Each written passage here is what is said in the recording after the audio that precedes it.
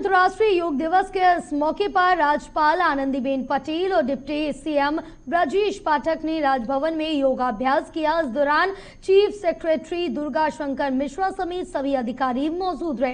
हालांकि आनंदीबेन पटेल के निर्देश पर लखनऊ विश्वविद्यालय में संबद्ध सभी महाविद्यालयों में वृहद रूप से योग का कार्यक्रम का आयोजन किया गया, जिसमें करीब 1 लाख लोग शामिल हुए।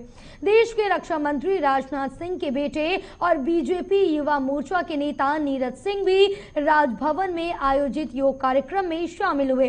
जेके न्यूज संवाददाता अनूप त्रिपाठी से खास बातचीत में नीरज सिंह ने कहा कि योग पूरी दुनिया को एक परिवार की तरह एकजुट कर रहा है और ये प्रधानमंत्री नरेंद्र मोदी के प्रयासों का परिणाम है। उन्होंने कहा कि मदरसों में योग कार्यक्रम होना अच्छी बात है, योग पूरी मानवता के लिए है।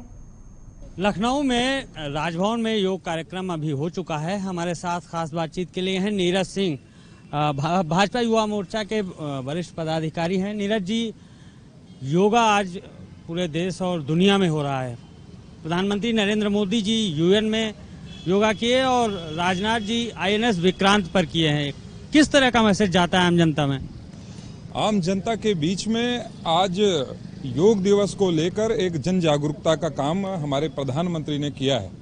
प्रधानमंत्री ने संयुक्त राष्ट्र के पटल पर कभी आह्वान किया था कि 21 तारीख को, ये जून को, हम इसको अंतर्राष्ट्रीय योग दिवस घोषित करें। उनके इस आह्वान को विश्व ने स्वीकार किया। आज केवल भारत में नहीं, विश्व में यह योग दिवस मनाया जा रहा है और यह निश्चित रूप से हमारे लिए गौरव का क्षण है जब हमारे प्रधानमंत्री आज यहाँ नहीं हैं।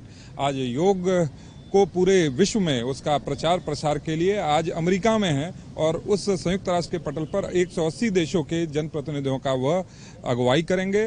मन, मस्तिष्क, शरीर को संतुलित करने के लिए यह योग आवश्यक है। यही संदेश हम पूरे विश्व को दे रहे हैं और वसुदेव कुटुंबकम का यह थीम है इस बार इस योग दिवस का।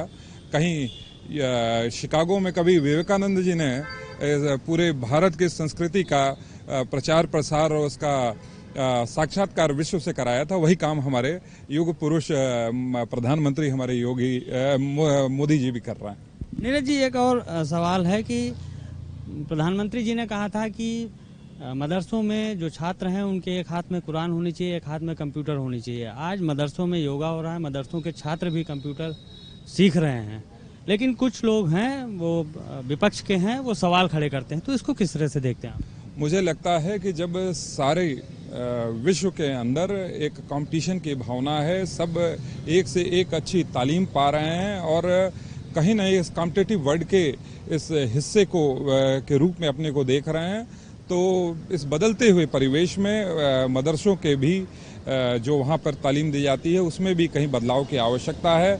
वह भी इस बढ़ती हुई प्रगतिशील दुनिया का हिस्सा बन सके। इसी सोच के साथ प्रधानमंत्री ने यह बात कही थी कि एक हाथ में कुरान तो दूसरे हाथ में कंप्यूटर होना चाहिए।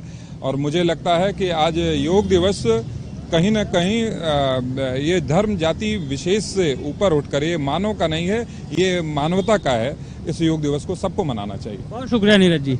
आप थे नीरज सिंह, भाजपा युवा मोर्चा के वरिष्ठ पदाधिकारी हैं और देश के रक्षा मंत्री राजनाथ सिंह के बेटे हैं। उन्होंने कहा कि योगा पर राजनीति नहीं होनी चाहिए। योग सिर्फ किसी धर्म और किसी संप्रदाय का नहीं बल्कि पूरी मानवता के लिए है। लखनऊ से वीडियो जर्नलिस्ट अनिल के साथ अनूप त्रिपाठी, JK 24/7 न्यूज। तो आज पूरी